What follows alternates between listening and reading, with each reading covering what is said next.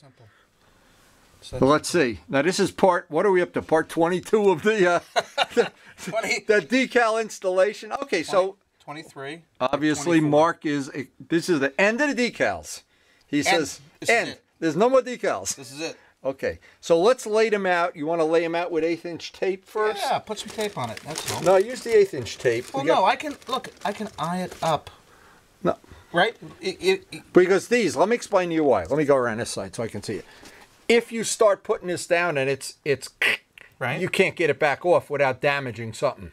Right, but there's no straight area to you know what I mean? The G hangs down. This is at a different level. These are at a different level. How do you... Okay, well, do it by eye then. It's your eye. So if they're crooked for all eternity, I'm going to... See, as soon as you leave, I'm going to measure. This side didn't match. And then I'm going to post it on YouTube and go, every time you see this guy... That's right. Take out your tape measure. Take out your micrometer. All right, let's see. Get these... Because I could have shot... When Glenn was here, I could have shot the clear. All right, so let's do this. See, I like it better when you put decals on, because then when they're crooked, I could really let you have it. And that's fine. That's why when there's a wrinkle in the clear, you can holler at me. Notice I had it all sanded down, ready for you. Mm-hmm. La, la, la, la, la, la, la. Same price. Look at Glenn's wheels. We got the tires off today, but you know what? Those wheels are going to need a lot of work. I told him the best thing is get some paint stripper. Somebody spray canned them, and you know what that's going to be like. I heard the stripper's no good because you can never get that fully off, and when you go to spray the paint, there's always residual. Well, we'll do one wheel at a time. Yeah. And it's his wheels, so, and he's got a spare bike, so what am I worried about? He just use those wheels. Right, that's right. Maybe those wheels are actually in better shape. So, well, luckily today, Glenn bought the twin to this bike. We're going to go get it tomorrow, and we have that one hopefully coming. As we line up the Honda and the Kawasaki for a race here. I just noticed that.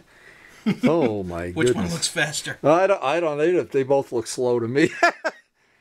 Oh, push. Here you go. Okay, put them on. Let's go, baby. Come on. I want to go to dinner tonight. That's it. Now I know this is not my forte. I paint. I don't do decal. So I love when you get them crooked. Mm-hmm. Oh, yeah. And some of these, when they stick, boy, do they stick. Oh. Yeah, you got it there. Oh, you get a little wrinkle. You go to get it out. Now it's a big wrinkle. Oh, my God.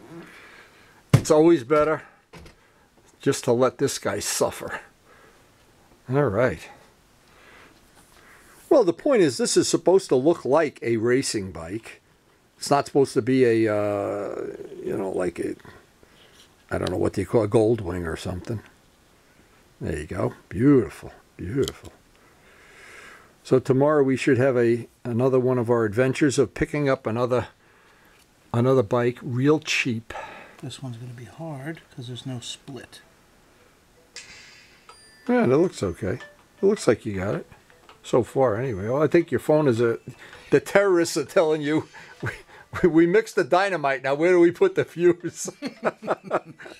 Here at Al-Qaeda headquarters here in Rutherford. Just work. Oh, and I wanted to mention something to anybody who doesn't know. The camera we were working with, we got one of these cameras in the mail. I think it had a bad battery, but we're going to work on that even more. We returned it. They're sending us another camera, so we'll continue our camera research probably in 2 weeks or whenever Amazon decides to get around to getting us another camera. Look at this gentleman work. I love it. Do you remember when you used to buy a bike and it'd be a sticker kit? You remember that? Yes. And you could put these suggestions. Yes. As a matter of fact, I found some old Suzuki decals from the 70s that say Suzuki and Castrol. Yes, yes. That you would get from somebody like Westwood Suzuki. Oh, Barry. I still have the original 82 Suzuki. Wes Cooley lives. Now, you keep in mind, when I put clear over this, this already has plenty of clear. Notice I recovered this. Right. This is the Phase 2 Turbo Steve decals. But this, I will put more and more clear on this to try to build it up. But it's never going to be as flat as this. Because no matter how flat, it's like being, I'm a year older than you. a year from now, I'm still going to be a year older. This is still going to have more clear. Than the other one. But we'll put a final thing, and it'll be ready next time we see you. We'll buff it out. Got the other one? Yeah. Okay, now, to bring you up to speed on this before you do this, we need the decal for the tank. Which I have. Okay? The Honda things can go. They're ready to buff. One Showa can go. One I need another coat of clear on. I fixed a little run in that. This part can go. Okay. The kickstand part. These, you have no more stuff to put on them? No. Okay, they're ready to buff then. So this basically can go, and that'll give us room to work on the wheels tomorrow, or the next day Glenn gets his, gets over here. Glenn Hansen, Kawasaki dealer par excellence. Oh my goodness. Oh, all right, so that's ready for clear now. If tomorrow's a clear day, I can do this in the morning before we head out to buy that bike. That ought to be fun. If you only knew the adventures we've been on, we have been on some adventures to go pick up motorcycles. You never know where you're going either. We went up to New York. We had to meet the guy in a parking lot. There was no such address. The guy in Patterson? Yeah, oh my God. I one. thought I was on Rikers Island when we went out there. It was bad. You know, and you're afraid to record these things because, the guy's looking at you like, la, la, la, la, la. I wonder how you'd taste for dinner. All right, finish that up. I just want to evaluate this because I got to get ready for tomorrow. So the camera went back to Amazon. The Benelli fairings were going to be ready. This is a dedicated day. I got to work on this part. Tomorrow we're going to get the bike. The tank has to get a decal. Those two can go. And then we're going to do this great adventure of the wheels. Now, I told Glenn get some paint remover, but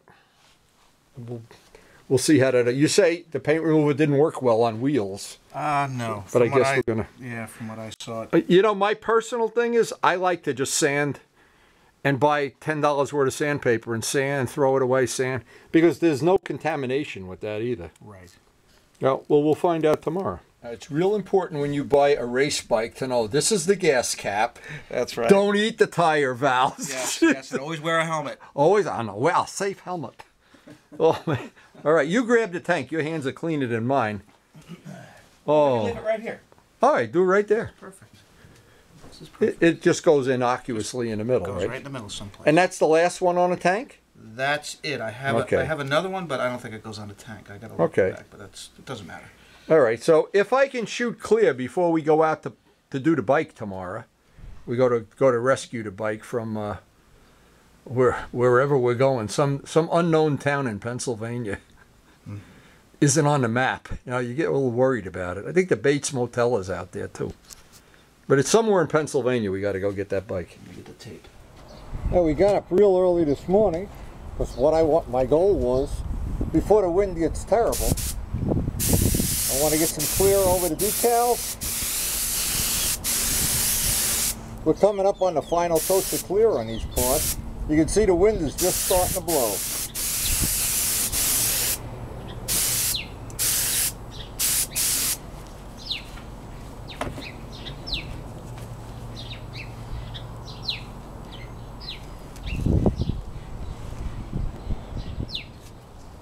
Now the trick is going to be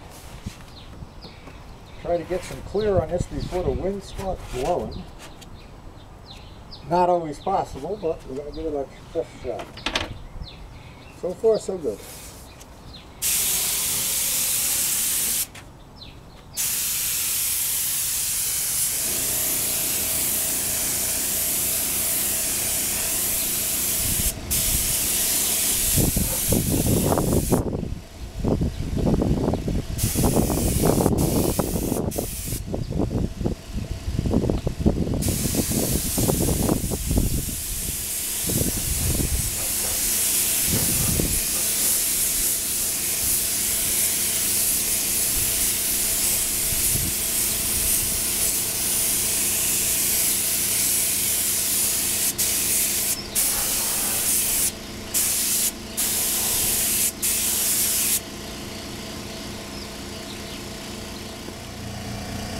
We're well into the second gallon of clear on this job. I think when we're done, we're going to have almost 2 gallons of clear between the sand outs and the repairs, but we need to bury to mainly get at least one more coat over the decals. But what I'm going to do, I'm not going to try to save money on paint here. I want to get at least 2 coats on the whole part. And of course the tank also, which has a lot of decals. Well, it's been a long time coming, but those panels really look like, now that we've got this part of the job done, that looks like all the work we put into that is starting to pay off. I think that's really going to be, Mark, I think you really got yourself a winner here.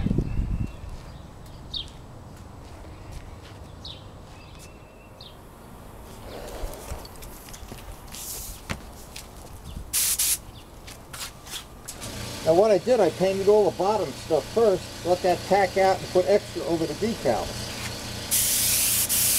And now I just have to do the top.